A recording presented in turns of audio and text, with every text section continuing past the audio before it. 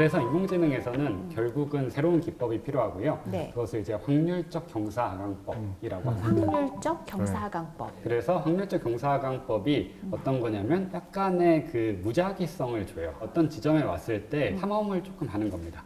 뭐 10발자국 정도만 더 가도 되지 않을까. 근데 어느 방향으로 가는지는 잘 모르잖아요. 이쪽 방향으로도 가보고 그 다음에 다른 방향으로 가보고 하는 겁니다. 이것을 이제 무작위성이라고 부르는 거고 그것 때문에 확률적 경사하강법이라고 이름이 붙었습니다. 아까 그 경사하강법에서는 무조건 기울기가 제일 가파른 곳만 찾아갔는데 네. 확률적 경사하강법은 적당히 내리막인데 약간 오르막인데도 이렇게 갈 수 있고 이런 기회들을 주는 거죠. 그러면 그런 웅덩이에 갇힐 확률이 좀 떨어지겠죠. 좀 더 다양하게 탐색할 수 있고 이 철학에서 개발된 게 바로 이 확률적 경사하강법. 그게 이제 공이 더 이상 움직이지 않는 곳에서 어떤 탈출구를 찾기 위한 불가피한 방법이라는 거는 알겠는데 말하자면 여기저기 찔러보는 거니까 이것도 뭔가 굉장히 효율적인 것에서는 멀어지는 느낌이 좀 들어요. 어쨌든 비용의 낭비가 벌어지는 그런 상황 아닌가요? 결국 문제가 크게 이제 두 가지가 있는데 그 최적점이 아니라 중간에 멈출 수도 있다. 이거를 지역 최소화의 문제라고 하고요. 하나 더 있는 게 데이터가 너무 많아요. 아까 손실함수 그 방정식 보시면은 막 더하기로 돼 있었잖아요. 맞아요. 그러면 점 하나가 있을 때마다 다 더해야 되는데 그거를 또 다 미분해야 될 거 아니에요. 시간이 너무 오래 걸리겠죠. 조금 더 효율적으로 할 수 없을까 하는 뜻에서 네. 또 확률적 경사하강법이 나온 것도 있습니다. 한번 예를 들어서 네. 좀 더 설명을 드릴게요. 우리가 함수를 살짝 다르게 만들었어요. 아까의 경우에는 딱 이렇게 볼록한 함수인데 여기서는 이렇게 중간에 평평한 지역이 있죠. 그네요. 그러면은 초기 지점을 우리가 어떻게 택하느냐에 따라서 이 왼쪽에서 시작을 하면은 우리가 원하는 보물을 찾을 수 있는 거고 오른쪽에서 시작을 하면은 이렇게 멈추겠죠. 그러네요. 그러면은 어떻게 할 것인가? 그래서 일단 가장 간단한 아이디어가 조금 더 가보자. 네. 이겁니다. 그러면은 앞으로 갈 수도 있고 뒤로 갈 수도 있긴 한데 엡실론이라고 하는 무작위성을 넣어주는 겁니다. 네. 예를 들어서 마이너스 1과 1 사이의 숫자를 여기다가 넣어주자라고 할 수도 있고요. 아니면은 좀 더 키워서 마이너스 2와 2 사이의 숫자를 넣어주자. 여기서 마이너스 2는 왼쪽으로 가는 거고 2는 오른쪽으로 가는 거고 이런 식으로 이해를 할 수 있습니다. 그래서 왼쪽과 오른쪽 그림이 이것을 표현을 한 건데요. 네. 왼쪽 그림에서는 우리가 무작위성을 조금 넣었을 때 아까보다는 요만큼 이제 더 갔어요. 근데 이것만 가지고서는 이 산등성이를 넘을 수가 없어요. 그래서 조금 더 가자, 조금 더 가자 해서 조금 더 가니까 이렇게 넘을 수가 있었습니다. 찾았다 보물. 네, 찾았습니다. 네. 이게 이렇게 안 나올 때도 있어요. 못 넘어갈 때도 실제로 있습니다. 엡실론은 무작위성이 있기 때문에 그렇기 때문에 상황에 따라서 값이 달라지게 나올 수 있고요. 그 다음에 아까 비효율성을 말씀하셨는데 사실 여기가 최적점을 가야 되는데 보면은 이렇게 왔다 갔다 하는 것을 볼 수가 있어요. 이런 현상이 왜 보이냐면은 일단 알고리즘 상에서는 엡실론은 그냥 무작위성을 주는 어떤 숫자라고 했잖아요. 네. 내가 최적점을 찾긴 찾았는데 그래도 계속 왔다 갔다 하는 겁니다. 좀 근데 비효율적인 이게 것 같아요. 비효율적으로 보이는데 정말 효율적인 측면이 있어요. 뭐냐면 우리가 예를 들어 수학 문제를 잘 푸는 인공지능을 만든다고 했을 때 이 인공지능을 학습을 시키려면 이 세상에 존재하는 모든 수학 문제들을 인풋으로 넣어주고 그것에 대한 정답을 아웃풋으로 한 다음에 목적 함수를 만들고 모델을 학습을 시키면 되겠죠. 네. 근데 이 세상에 존재하는 모든 문제를 반영 넣을 수 있을까요? 못 넣겠죠. 그럼 어떻게 넣냐면 쪼개서 넣는 거예요. 아 너는 딴 건 몰라도 한 100문제만 잘 풀어봐. 뭐 100문제를 잘 풀게 하고 또 랜덤하게 100개를 뽑아서 100문제 잘 풀게 하고 100문제 잘 풀게 하고 하는 것이 정확하게 입실론, 찔러보기를 수행하는 그런 과정에 대응되는 거고 실제로 성능 면에서도 이게 굉장히 잘 된다는 게 여러 가지 사례들을 통해서 잘 알려져 있습니다. 근데 뭔가 네. 경사하강법이랑 이 확률적 경사하강법이 각각 네. 장단점을 갖고 있는 것 같아요. 네. 그러니까 이런 경우엔 이걸, 네. 이런 경우엔 이걸, 이런 식으로 좀 선택하는 그런 문제가 아닐까. 그래서 수치 해석이라는 분야가 있는데요. 수치 해석에서는 보통 미분 방정식을 근사하거든요. 이제 그런 부분에서는 경사하강법. 근데 인공지능에서는 사실 해가 실제로 있냐 이것도 사실 잘 모르는 상황에서 하는 거잖아요. 예, 그런 점에서는 우리가 좋은 해 하나만 찾으면 된다라는 생각을 가지고 이런 확률적 경사하강법을 여기저기 쓰게 됩니다. 찔러보는 네. 확률적 네. 경사하강법을 네. 쓴다. 확률적 경사하강법이 실제로는 그렇게 무작위성을 막 넣어주지는 않아요. 아까 이제 손실함수라고 쓴 거를 이렇게 제가 표현을 했는데요. 네. bi-g 세타 ai 차이의 제곱을 하고 다 더한 거예요. 근데 우리가 n개의 데이터가 있는 겁니다. 그러면은 이런 문제를 풀 때 저걸 다 계산하기가 어려우니까 쓰는 방식이 지금 제일 처음에 이제 제가 보여드린 거. 요거는 경사강법. 그 다음에 요거는 이제 무작위성을 준 거죠. 그러면은 그 다음에 우리가 아이디어를 하나 냅니다. 요 전체를 F 세타라고 지금 밑에 되어 있는데 요 F 세타 대신에 요 안에 있는 것들을 이렇게 I를 붙일게요. 그리고 나서 한번 옆에다가 같이 써놓을게요. 그러니까 1부터 n까지 F I 세타. 이거를 n개를 다 더해가지고 다 미분을 해주기가 시간이 너무 오래 걸리는 거죠. 이거를 그냥 다음 거를 찾는데 이 정보를 다 쓰지 말고 알파에다가 요 그레디언트의 fi 세타 k 이렇게만 써줘도 되지 않을까라고 생각을 하는 겁니다. 차이가 뭐냐면 여기에서는 전체를 다 쓴 거죠. 여기는 이제 그레디언트의 f인데 여기서는 그레디언트의 fi가 나오죠. 아까 이야기한 모든 문제에 대해서 답을 내어주는 인공지능을 만들어줘라는 게 주황색 박스 부분이고 한 문제만 잘 맞추게 해줘가 저 그러니까 과정이 범위를 거예요. 한정한 네, 거예요. 네. 그래서 여기서는 실질적으로는 적절히 i를 골라서 뭐 예를 들어서 전체를 쓰진 않지만 i가 1, 3, 5, 7, 9 뭐 이런 식으로 이제 해서 업데이트를 하고 다음에는 i를 또 다르게 골라서 뭐 2, 4, 6, 8 이런 식으로 해서 업데이트를 하고 쪼개가지고 계산을 한다. 네, 그래서 이 개념이 사실 인공지능에서 되게 중요해요. 왜냐하면 우리가 데이터 개수가 100만 개가 있을 때 그 데이터를 다 컴퓨터에 넣을 수가 없거든요.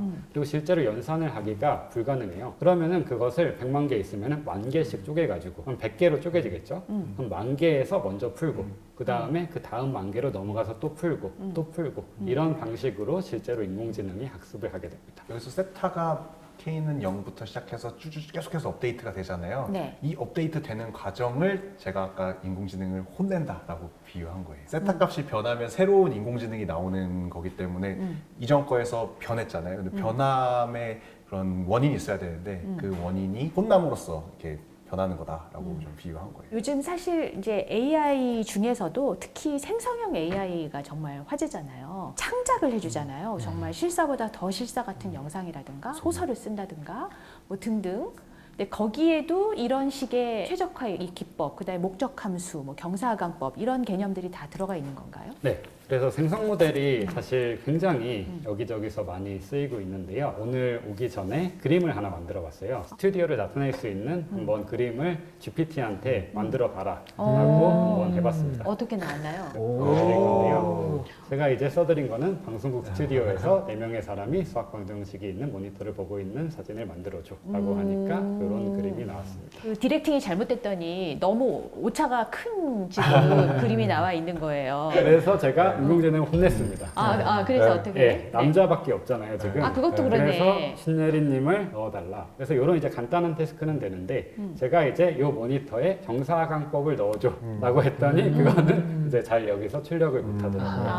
아직 갈 길이 멀구나. 그래서 이제 이게 사실 어려운 이유가 네. 어떻게 보면은 단순한 이유인데요. 모니터라고 하는 대상을 이해를 해야 되고 경사강법을 스스로 바꿔서 이제 넣어줘야 되는 거기 때문에 정말 간단한 문제가 아니라고 생각을 할 수가 있습니다. 네, 그래서 인공지능에서 많이 쓰이는 게 적대적 생성신경망이라는 게 있습니다. 두 개의 네트워크가 서로 경쟁을 하는 거라고 이해를 하시면 되는데요. 그래서 적대적이라고 했나 보죠? 네, 맞습니다. 제너레이터라고 하는 이제 생성을 하는 친구가 있어요. 네. 그러면 그 친구는 어떤 이미지를 만들잖아요. 또 다른 친구, 이제 디스크리미네이터라고 있는데 이건 판별자라고 이해를 하시면 되고요. 판별자는 이게 생성된 이미지인지 아니면은 원래 이미지인지를 판단을 하는 겁니다. 그래서 둘이 싸워서 결국 막 싸우다 보면은 좋은 이미지가 만들어지거든요. 인공지능의 그 생성 모델 중에 하나라고 보시면 될 것 같아요. 그러니까 예를 들면 이렇게 생성된 것을 판별하는 아이가 이거 아직 부족한데 더 실제 같이 해봐. 그러면 또 얘가 혼났기 혼나서, 때문에 또 네, 이제 막 혼나서 이렇게 네, 변화를 네, 일으키고 네, 그러면 네, 또 이 네. 판별하는 애가 이건 상당히 근사치에 가까운데 뭐 아무튼 이렇게 돼서 최적화를 그쵸, 향해 그쵸. 간다는 네, 그런 네. 말씀인가요? 그래서 이거를 좀 더 수학적으로 말씀을 한번 드릴게요. 이런 이미지 3개가 있다고 해보겠습니다. 일출일몰 그리고 노이즈라고 제가 말씀을 드릴게요. 이런 그림의 분포라고 이해를 하시면 돼요. 그러면 이 상황에서는 일출일몰이 좀 더 많이 나오는 상황이고 그 다음에 노이즈는 보다는 적게 나오는 상황이 되겠죠. 그래서 이게 이제 우리가 가진 데이터셋이라고 하겠습니다. 이걸 바탕으로 해서 우리는 아까 봤었던 인공지능의 기본 구조를 이용해서 어떤 이미지를 생성을 할 거예요. 그래서 이게 노이즈로부터 AI가 G세타 AI로 가는,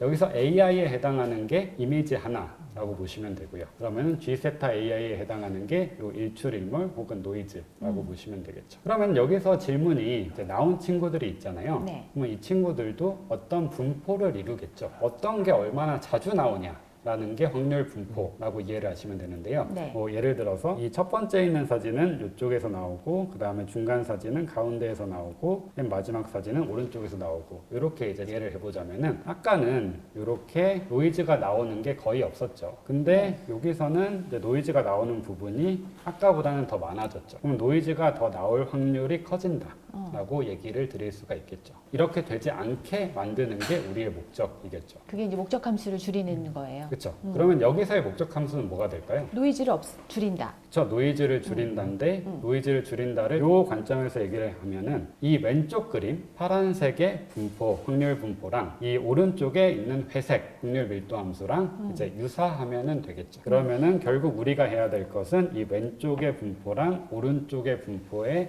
차이를 줄이는 게 해야 될 일입니다. 그리고 이게 바로 이 경우에서의 목적 함수 가 되는 겁니다. 이거를 어떻게 풀지를 설명을 드리면요. 제가 설명을 드린 부분은 요 어떤 미니멈에 요 f의 g 이렇게 하나가 들어가 있는 거는 얘기를 드렸어요. 근데 여기서는 max가 하나 더 생겼습니다. 그래서 여기 이제 g에 해당하는 것을 아까 말씀드렸던 이제 generator, 그다음에 요 d에 해당하는 것을 디스크리미네이터 그렇게 이제 쓸 수 있는데, 그래서 얘네들이 경쟁을 하는 거예요. 제너레이터는 유사하게 만드는 친구이기 때문에 결국은 비슷한 거를 만들려고 하는 친구고 어떤 목적 함수를 줄이게 하는 겁니다. 그럼 디스크리미네이터가 하는 건 뭐냐? 그 두 개의 차이를 준다라고 말씀을 드렸잖아요. 네. 그럼 이 친구가 최대화 문제를 푸는데요. 간략하게만 말씀을 드리면은 우리가 그냥 요 분포를 로라는 친구를 쓰고 이제 뮤라는 친구를 쓰고 그 다음에 요 거리를 제가 최소화해야 된다고 했잖아요. 요게 바로 그 생성 모델에서 나온다. 그러면은 원래 요 문제를 푸는 게 사실은 맞는데요. 우리가 요 거리 함수를 재야 되잖아요. 거리 함수를 재는 과정이 사실은 이렇게 최대화 문제를 푸는 걸로 나타납니다. 왜 그럴까 생각을 해보면은 거리를 재는 거는 사실 그렇게 간단한 문제가 아니에요. 예를 들어서 어떤 지점이랑 이 호수 사이의 거리를 잰다 라는 게 무슨 말인지 살펴보면은 수학적으로 사실은 이 지점이랑 아무 호수 지점이랑 찾는 게 아니라 가장 가까운 지점을 찾는 거거든요. 그러면 이 얘기는 이 거리 함수를 찾는 것 자체가 새로운 최적화 문제를 푼다 라고 말씀을 드릴 수 있겠습니다. 가장 가까운 지점을 찾아야 되니까. 네, 그러면은 이게 일단은 여기서는 이렇게 되는데 인공지능에서는 데이터가 많다. 그러면은 이걸 하기 위해서는 그냥 할 수 없고 새로운 네트워크가 필요해서 네. 그거를 이제 해석하자면 이제 판별자라고 부르는 거고요. 그러면은 여기에 전체에 해당하는 게 거리 함수가 된다라고 이해를 하시면 되겠습니다. 이게 히스토리가 되게 재밌는데 이 컨셉이 언제쯤 나왔을 것 같아요? 대충 그냥 찔러보시면요. 이 컨셉이요? 네. 어쨌든 인공지능이 나온 네. 다음 아닐까요? 인공지능에서 1950년대에 개념이 확립되기 시작했거든요. 이 프레임워크는 2014년도에 만들어졌어요. 진짜 놀랍죠. 근데 초창기 프레임워크에 문제가 많아서 D라는 개념 대신 두 확률 밀도 함수 간의 거리를 측정하는 방식이 굉장히 다양하게 있는데 그 중에서 와설스타인 디스턴스라는 게 있어요. 그냥 그런 게 있다라고 받아들이시면 돼요. 그 와설스타인 디스턴스로 이 문제를 풀었더니 잘 된다. 2017년도에 만들어졌고 그 프레임워크를 제안한 사람은 대학원생이었어요. NIU 대학원생. 이게 저한테도 되게 중요한데 네. 그러니까 저는 이제 박사과정 때 평면방정식을 전공을 했고요. 최저분송 이론을 이제 박사과정 때 또 공부를 했는데 이론적으로. 근데 이런 모델이 나온 거예요. 그래서 되게 신기하잖아요. 제가 이제 공부했던 내용이 실제로 인공지능의 문제를 푸는데 해결될 수 있어.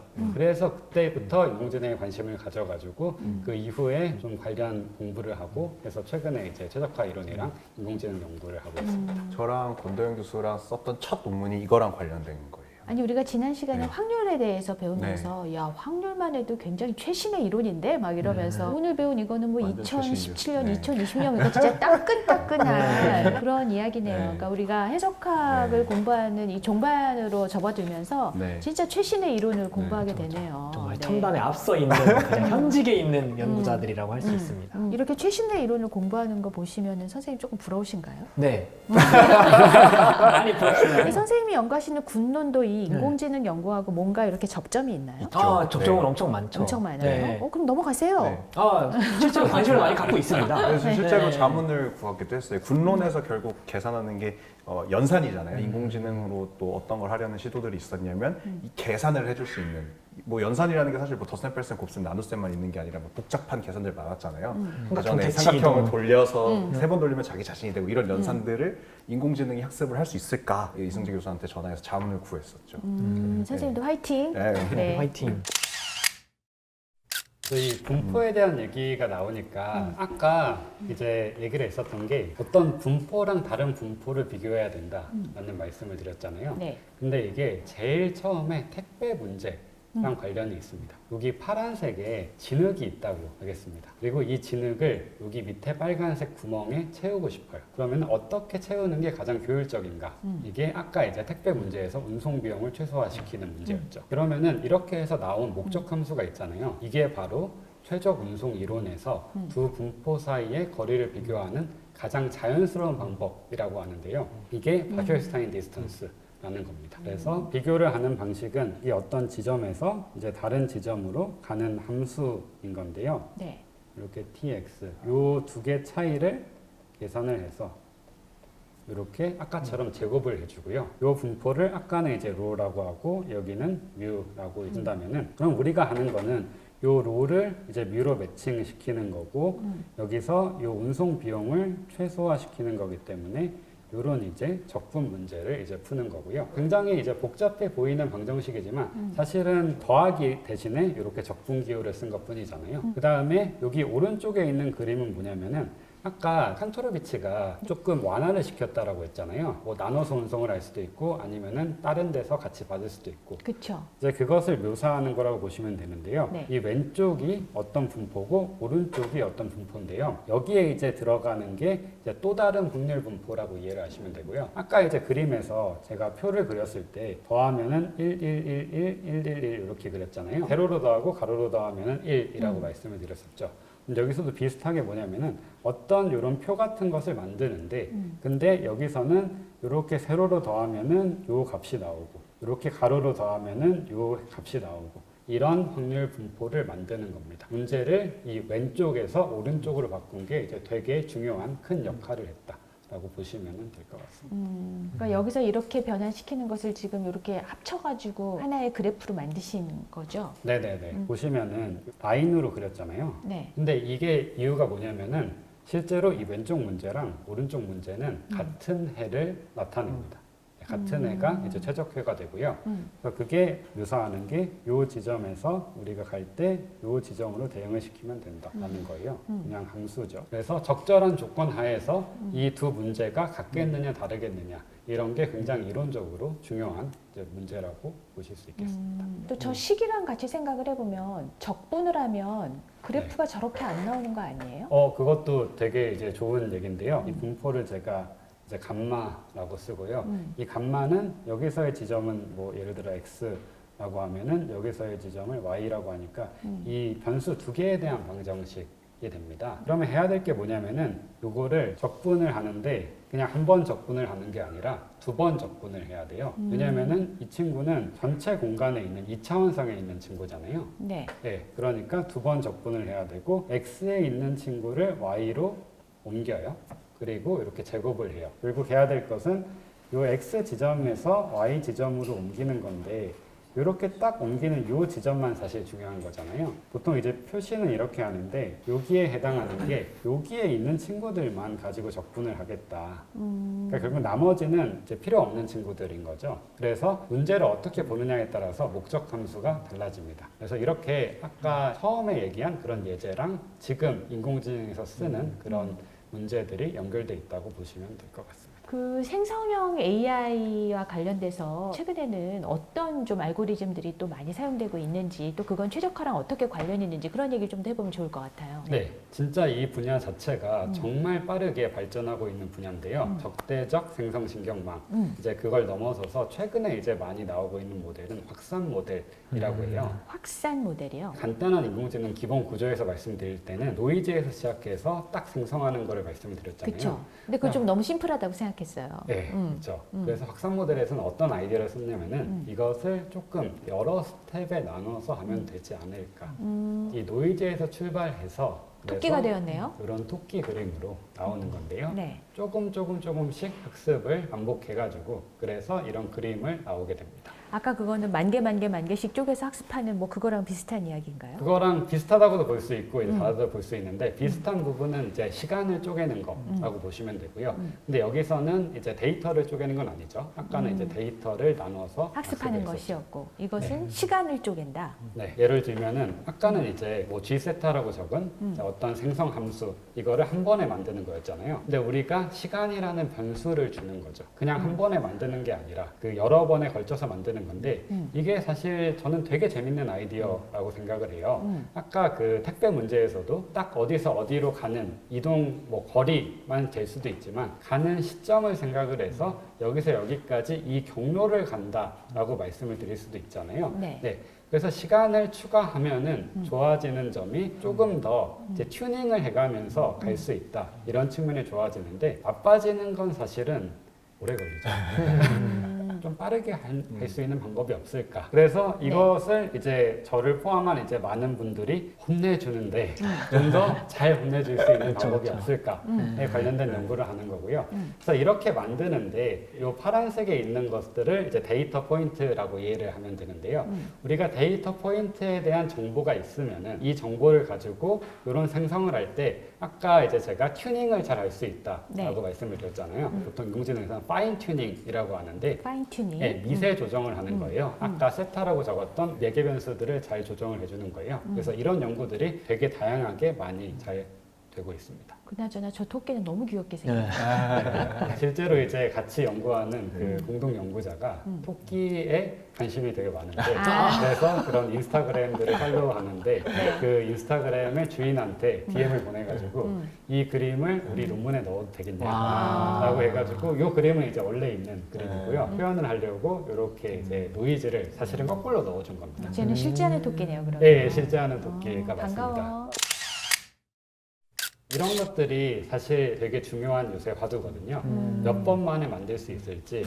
그래서 여기서 이제 나온 내용은 기존의 알고리즘으로는 이렇게 6번을 돌렸더니 실제로는 이것보다 더 많이 돌린 거고 마지막 부분만 보여드린 건데요. 근데 이제 같은 범위 내에서 블러리한 그런 이미지가 나왔는데 생성 모델에서 분포에 대한 정보를 가지고 조금 더 혼냈더니 미니맥스 프로블럼 네. 아까 이제 민 있고 맥스 있잖아요. 네. 그런 아이디어를 이용해서 했더니 이제 조금 더 좋은 이미지가 나온다라는 이제 결과를 얻은 게 이 그림입니다. 저희가 어떤 정답을 원할 때 예를 들어서 뭐 제가 1부터 100 중에 뭐 50이라는 숫자를 찾고 싶어요. 그러니까 누군가가 저한테 80 이러면 제가 다운 이렇게 할 거고 뭐 제가 20 이러면 업 이러겠죠? 그럼 언젠가 이렇게 업다운 하면서 이제 50을 가야 되는데 뭔가 게임을 여러 번 하다 보면은 효율적으로 이제 찾아가는 방법들을 좀 생각한단 말이에요. 제가 다짜고짜 1 불렀다 100 불렀다 막 2 불렀다 99 불렀다 막 이렇게 갈 수는 없잖아요. 그런 거를 어떻게 효율적으로 정보를 주면서 튜닝을 시킬 거냐 그런 거를 이제 하는 게 최적화가 쓰이는 그런 방법인 것 같습니다. 막연하게 수학이 들어있을 것 같은 이론이네가 아니라 이 이론, 스코어 베이스드 겐이라는 이론을 정립한 사람이 실제로 수학을 전공한 사람이거든요. 먼지가 확산하는 것처럼 보이잖아요. 그래서 이걸 확산이라고 하는데 확산 기반 생성 모델에 대한 개념은 어느 정도 그 정립이 되어 있었어요. 근데 이 모든 그 파편처럼 이어져 있던 이 조각들을 한 번에 합쳐서 통일시켜서 나온 게 바로 스코어 베이스드 겐이라는 거거든요. 뿐만 아니라 사실 노벨상 수상자인 제프리 힌튼 교수님과의 업적과도 굉장히 밀접한 관련이 있는데 제프리 힌튼 교수님의 2006년도에 제안한 딥 빌리프 네트워크라는 개념이 있는데 이 개념은 깊은 인공신경망이 생성 모델에 활용될 수 있을지도 모른다는 그 가능성을 보인 신경망이에요. 그래서 어떻게 보면 생성 모델의 조상격인 모델을 노벨상 수상자인 제프리 힌튼 교수가 제안을 한 거죠. 그래서 뭐 단순히 뭐 인공지능의 발전에 기여했다의 차원을 넘어서 인공지능의 패러다임을 바꿨던 이런 웍들의 시초가 되는 것들을 많이 하셨다. 그런 경로로 노벨상을 받았다라고 생각하셔도 될 것 같습니다. 늘 신기하다고만 생각했었던 이런 그 그림이나 이미지 생성이 어떤 식으로 이루어지는지 좀 네. 이해를 할 수 있었던 그런 시간이었습니다. 점점 더 우리의 일상을 이렇게 AI 서비스가 바꿔놓는 이런 시대가 되었는데 교수님들은 인공지능이 발전하면 어디까지 갈 것이다 라고 좀 예상하시는 바가 있으신가요? 저는 기본적으로 말하는 거 그리고 쓰는 거에 해당하는 것은 인공지능이 되게 많이 대체할 수 있지 않을까 생각을 합니다. 그래서 인공지능이 사실 지금 배우는 과정이 아기가 크는 과정이랑 되게 비슷한 것 같다라는 생각이 드는데요. 처음에 이제 아기가 신생할 때는 보기만 하잖아요. 이미지를 이렇게 보면서 학습을 하는 거죠. 이제 그런 거를 unsupervised learning이라고 하는데 비지도 학습, 우리가 어떤 이제 지도를 하지 않으면서 배우는 거죠. 그래서 이런 모델들이 한창 되게 많이 발전을 했어요. 그리고 나서 지금 되게 많이 발전한 모델은 언어 모델이잖아요. 네. 우리가 말을 배우는 것을 잘 할 수 있으면은 이런 문제도 풀 수 있고 저런 문제를 풀 수 있다. 이런 관점에서 이제 그런 문제들은 되게 많이 해결할 수 있지 않을까. 아기가 크는 것과 유사한 단계를 거치고 있고 지금 인공지능은 언어를 통한 학습을 하고 있다. 우리가 이제 초등학교, 중학교, 고등학교, 대학교 가는 것처럼 사실 그런 방식으로 학습을 시킬 수도 있겠죠. 그러면 정말 사람이 배우는 그런 느낌처럼 인공지능이 학습을 할 수도 있게 되고 그러면 사람이 하는 되게 많은 것들을 할 수 있다라고 생각을 해요. 이 인공지능이 할 수 있는 일의 범위에 대해서 고민을 뭐 여러 차례 해봤는데 제 결론은 생각보다 너무 많은 걸 할 수 있을 것 같아서 제 잡 시큐리티도 좀 위협을 받지 않을까라는 생각이 듭니다. 제가 하는 일이라는 게 뭐 새로운 이론을 개발하고 이론의 그 당위성을 증명하고 하는 일들인데 이 정도 수준은 뭐 가볍게 할 것 같고 그 이외의 것들 정말 우리가 상상할 수 있는 모든 것들을 할 수 있을 것 같아요. 뭐 자율주행은 물론이고 진료 아니면 뭐 법률 서비스 그냥 모든 걸 다 할 수 있을 것 같은데요. 알파고가 처음 나왔을 때 제가 아직도 기억나는 인터넷에 봤던 몇 가지 유행들이 있는데 바둑을 이제 두는 컴퓨터가 나왔는데 아직도 손 모양을 흉내내서 바둑돌을 두는 건 못한다고 하더라고요. 그러니까 우리는 여태까지 인간이 되게 고등적인 뇌를 가진 게 우리의 특징이라고 생각했는데 어떻게 보면 우리의 신체가 더 흉내내기 어려운 기계였다 이런 얘기도 많이 하더라고요. 이제 이족보행 로봇을 만드는 게 쉽지 않죠. 저는 인공지능이 어떤 문제까지 해결할 수 있냐라는 질문을 주셨을 때 인공지능이 과연 로보틱스 쪽도 해결할 수 있을까? 그런 것도 같이 갈 수 있을까? 그런 것도 저는 되게 궁금한 상황입니다. 진행을 더 잘하는 그런 그 인공지능 로봇도 나올 수 있지 않을까요? 선생님도 머지않았어요. 자, 저희가 지금까지 새나수 시즌2에서는 해석학의 여러 부분에 대해서 살펴봤는데 다음 시간에는 새나수 시즌1과 시즌2를 총정리하는 아주 특별한 순서가 마련되어 있다고 하니까 많은 기대 부탁드리겠습니다. 자, 저희는 다음 주에 다시 찾아뵙겠습니다. 감사합니다. 감사합니다.